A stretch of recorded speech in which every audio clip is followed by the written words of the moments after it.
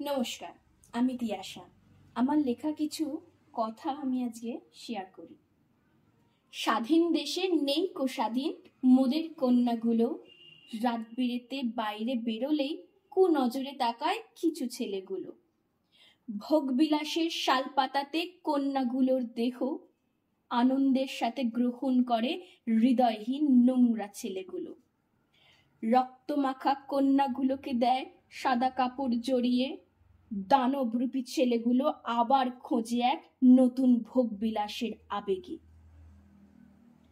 হ্যাঁ, হয়তো আন্দোলন, চারিদিকে মোমবাতি মিছিল, রাস্তায় নামে কত অভিনেতা অভিনেত্রী অভিজ্ঞ লোকজনরা। আর তার ঠিক পরের দিন সকালবেলা সবাই খোশ মেজাজে চায়ের কাপে চুমুক দেয় প্রতিদিন। পুলিশ, হ্যাঁ, সেও করে কাজ। তবে কিছু পুলিশ আছে, তারা দানবরূপী ছেলেগুলোকে বাঁচিয়ে রাখে প্রতিদিন রাত। সরকার, হ্যাঁ, সেও করে কাজ। বিশাল আয়োজনের সাথে করে মা দুর্গার পুজোর গোজ, অথচ আসল রক্তে মাংসে গড়া কন্যাগুলোর নিভছে বাতি রোজ রোজ। পুজোর প্যান্ডেলে ঢুকে দেখবে হাজার হাজার সিকিউরিটি, আর এদিকে দেশের কন্যাগুলো যায় হারিয়ে, তাতে নেই কারো কোনো ডিউটি।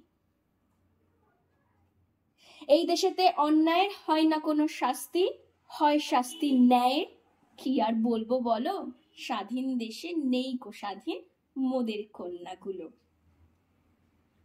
এই নোংরা সমাজের দিকে তাকাতে ঘৃণা হয় প্রতি মুহূর্তে।